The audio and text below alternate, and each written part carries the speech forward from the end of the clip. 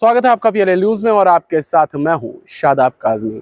और आपके सामने एक ऐसा समाचार लेकर हाजिर हूं जैसे समाचार कम देखने को मिलते हैं। और ऐसे समाचार कम देखने को शायद कि इस वजह से मिलते हैं क्योंकि ऐसे अधिकारी भी हर जगह मौजूद नहीं होते। जी हाँ, हम बात कर रहे हैं उत्तर प्रदेश के मऊ जनपद की, जहां मऊ के थाना चिरैया कोट में 29 जनवरी यानी कल शाम के वक्त थाने पर एक सूचना आई और सूचना में पता ये चला कि वहां के 6 स्थानीय व्यापारियों के पास 6 लिफाफे पहुंचे, सभी 6 व्यापारियों के पास, और उन सब से रंगदारी मांगी गई। और रंगदारी की ये रकम एक व्यक्ति की दुकान पर पहुंचाने के लिए कहा गया। और जिस व्यक्ति के पास रंगदारी की ये रकम पहुंचाने के लिए कहा गया था, उस व्यक्ति का नाम रमेश यादव है। जो प्रेस रिलीज जारी हुई है उसको पढ़कर भी मैं विस्तार से इस घटना के बारे में आप सबको बता दूं।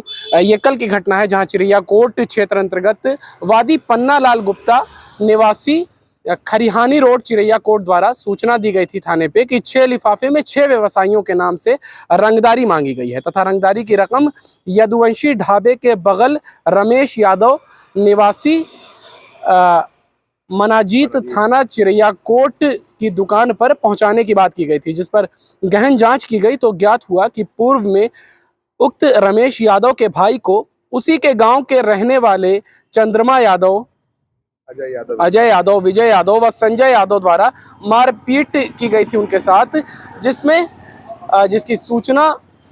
जिसकी मृत्यु हो गई थी। और इसकी 2021 की यह घटना है और उक्त मामले में ये सभी लोग जेल गए थे, जिसके बाद धमकी भी दी गई थी उन व्यक्तियों के द्वारा मृतक के भाई को कि जेल से आकर तुम्हें देख लेंगे। और अब जब ये घटना, ऐसी सूचना पुलिस को प्राप्त हुई कि 6 व्यवसायियों से रंगदारी मांगी गई है और रंगदारी की ये रकम उस व्यक्ति के पास पहुंचाने के लिए की गई है, तो तहरीर के आधार पर उक्त व्यक्ति को बुलाकर पुलिस ने जब गहनता के साथ उससे पूछताछ किया तो आखिर क्या मामला सामने आया और क्या पता चला, आगे के समाचार में देखें, आप स्वयं सुने। पुलिस अधीक्षक मऊ अविनाश पांडे जी ने किस तरह इस घटना का खुलासा किया और मऊ पुलिस इस घटना के इस प्रकार जिस तरह से खुलासा किया है और लगातार अपराधियों के गुमराह करने के बाद जो सच में दोषी थे उन तक जिस तरह पुलिस पहुंची है, तो मऊ पुलिस निसंदेह सराहना की पात्र है। और इसके लिए मऊ पुलिस को और पुलिस अधीक्षक मऊ को बहुत शुभकामनाएं और बधाई। देखिए, कल थाना स्थानीय पर सायंकाल श्री पन्नालाल गुप्ता जी द्वारा यह सूचना दी गई कि 6 लिफाफे प्राप्त हुए हैं जिसमें 6 व्यापारियों के नाम से रंगदारी मांगी गई है और जो रकम है रंगदारी की उसे रमेश यादव की दुकान पर पहुंचाने का, जो ढाबा है उस पर पहुंचाने का बात कही गई है। इसमें जिसके नाम की बात कही गई थी, जिसके वहां पैसा पहुंचाने की बात की गई थी, उनसे पूछताछ की गई। उनके हाव भाव इत्यादि देखकर ऐसा नहीं प्रतीत हुआ कि इनके द्वारा यह घटना कारित की गई है। तो जब गहन जानकारी की गई तो यह पता चला कि जो रमेश यादव हैं, इनके भाई को मारा पीटा गया था एक पक्ष के द्वारा, उसी गांव के रहने वाले चंद्रमा यादव, संजय यादव, अजय यादव, विजय यादव द्वारा, जिसमें इनके भाई की मृत्यु भी हुई थी और 2021 में ये सभी लोग जेल गए थे। और उनके द्वारा यह बात कही गई थी कि इस प्रकार उन्हें फंसाने का प्रयास किया जा सकता है। तो उनसे जब गंभीरता से पूछताछ की गई और उन्हें बुलाया गया तो उसमें अजय यादव के हावभाव इत्यादि को देखकर काफी शंका हुई। जब अजय यादव की राइटिंग मैच कराई गई तो राइटिंग भी मैच कर रही है और उनके द्वारा इस घटना को स्वीकार भी किया गया है। इसमें पुलिस द्वारा सख्त कार्रवाई की जा रही है, उन पर मुकदमा पंजीकृत किया गया है। जो उनकी पुरानी जमानत इत्यादि है उसको भी कैंसिल कराने का कार्रवाई की जाएगी। इसमें गुंडा एक्ट की भी कार्रवाई की जाएगी क्योंकि इनके द्वारा ऐसा भयकारित करने का प्रयास किया जा रहा है और जो भी इसमें सख्त से सख्त विधिक कार्रवाई हो सकती है वो की जाएगी।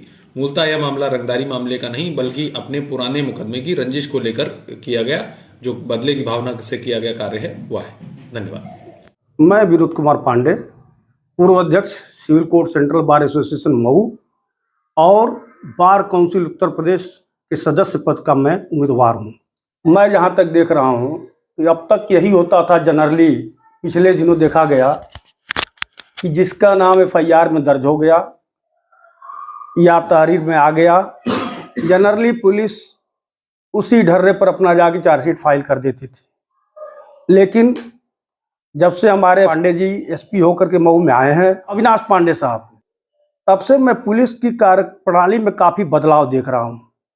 और वो जब से आए हैं तब से मैं देख रहा हूँ कि पुलिस की कार्य प्रणाली बदली हुई है और वो पुलिस के लोग अब चाहते हैं कि मामले की सत्यता तक जाए। वो केवल फॉर्मल विवेचना नहीं है कि बस FIR को देख करके और चार्जशीट लगाते हैं, नहीं, वो प्रणाली बदली हुई है कि अगर निर्दोष है, भले FIR में दर्ज है तो उसको हटाइए, और अगर कोई दोषी छूट रहा है और कहीं से चालबाजी कर रहा है, चाहे कोई धोखा देना चाहता है, तो उस पर कायदे से विवेचना करके उनको चार्जशीट लगा रही है। जैसा कि इस मामले में मैंने देखा कि एक ऐतिहासिक कदम है। फंसाया दूसरे को जा रहा था और जो फंसाने वाला था वो खुद अपराधी है। तो ये जो आपके माध्यम से हमारे जानकारी में आया है, इसमें मैं SP साहब के कार्य की प्रशंसा करूंगा और उनके रहते हुए जो मऊ में पुलिस की कार्य प्रणाली बदली है, मैं उसकी प्रशंसा करता हूं और उम्मीद करता हूं कि आने वाले दिनों में कोई भी निर्दोष नहीं फंसेगा और कोई दोषी बचेगा नहीं।